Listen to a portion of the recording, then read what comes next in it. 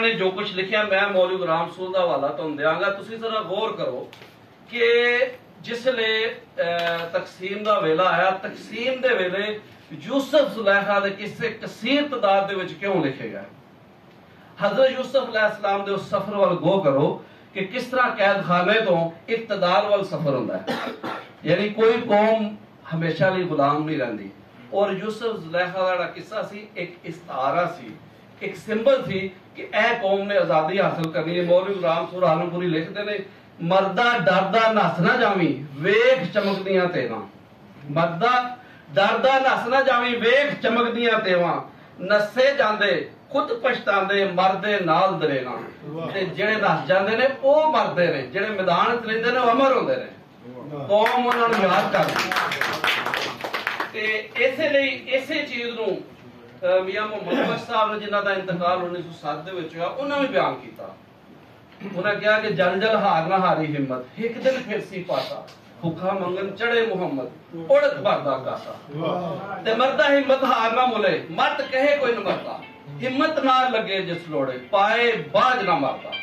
तुसी देखो जमानत की है कि उन्नी देर तक जिन्नी देर तक कामयाबी नहीं होगी, ए मर्द तू मरेगा नहीं। मियां साहब फरमा रहे ने, मरदा हिम्मत हार ना मोले, मत कहे कोई न मरदा, हिम्मत ना लगे जिस लोड़े, पाए बाज ना मरदा। और तीसरे शायर का मैं हवाला देगा ख्वाजा गुलाम फरीद कोट मिठन वाले का।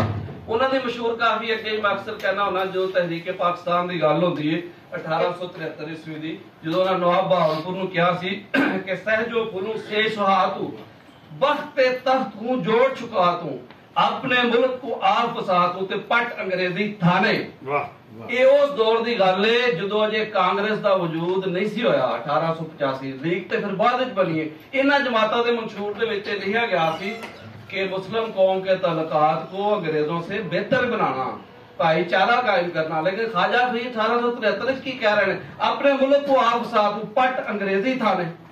यानी ये आजादी और हुर्रियत की गल पहला दी हो चुकी है, मगर चूंकि पंजाबी जुबान नहीं पढ़ाई गई। पंजाबी जुबान के आड़ का मकसद भी है वे कि अपने माजी वाल परतीए और पंजाबी जुबान पढ़ीए, उन्होंने पहली तो लैके BA तक लाजमी कराइए, ताकि असं उस चीज को समझिए कि वह मज़ाहमत जी बुल्ले शाह की, वो मज़ाहमत जी वारिस शाह की, कि वारिस शाह अली दे वांग लड़दा जड़ा जात दे विच जुल्फकार आहा, ठीक है ना जी। और सारे मुल्क खराब पंजाब विचों सानू वड्डा अफसोस कसूर दा है।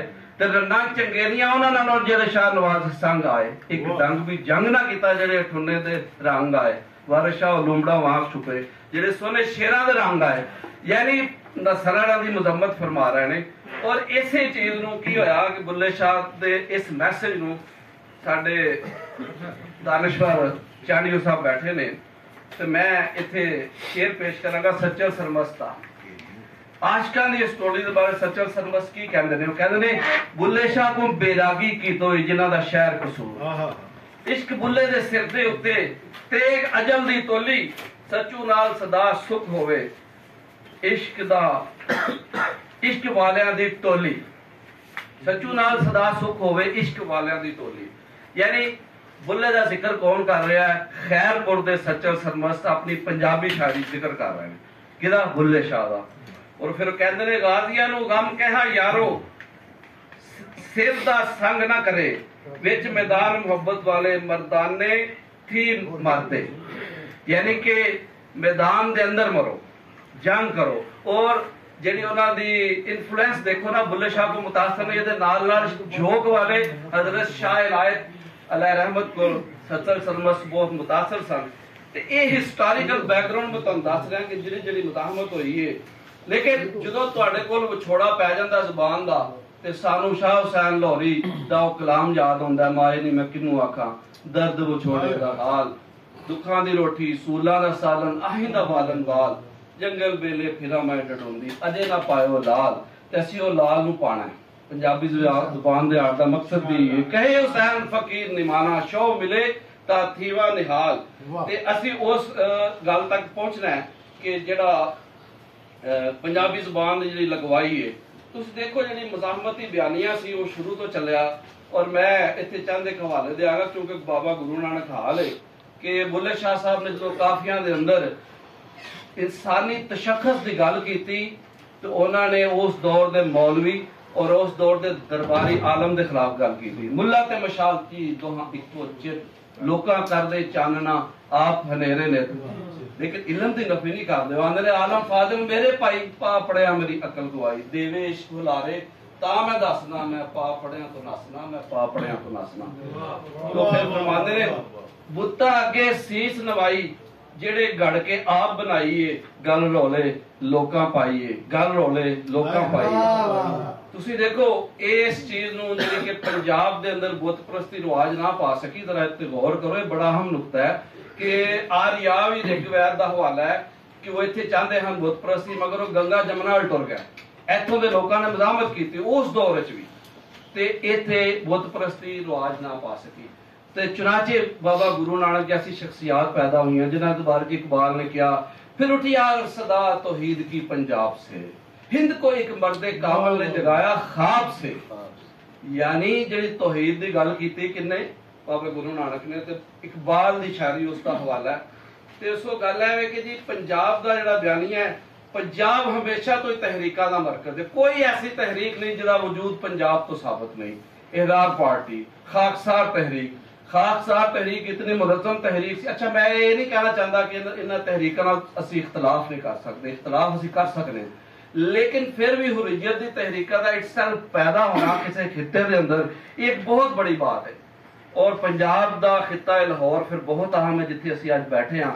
शेख अहमद सरहंदी जिन्हां तलक सरहंद तो पंजाब तो सी, वो कहंदे ने फकीर दे नेड़े पंजाब दा शहर लाहौर कुतुबुल इरशाद दी तरह है। इस दी शोहरत और इसकी बरकत हिंदुस्तान के सारे शहरों के फैली हुई।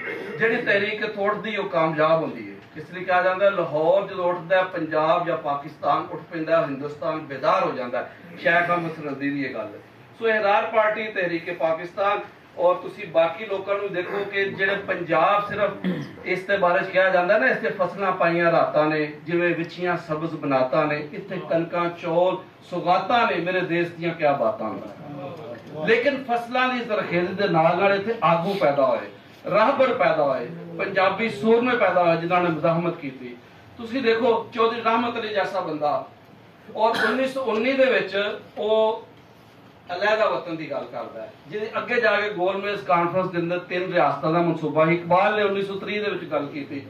ते दीगर जिहड़े रहनुमा सन, हमीद निजामी, अब्दुलस्तार न्याजी और हफीज जलंधरी, जफर अली खान, ये बड़े लोग सन जिहड़े इत्थे सूरमे पैदा होए, उन्हां दा तारीख चिखना है। ते उस वेले कि मैं गल नूं अगर टुरदियां ये कहांगा कि पाकिस्तान बनन मगरों जो कुछ साडे नाल होया वो एक धरौ सी।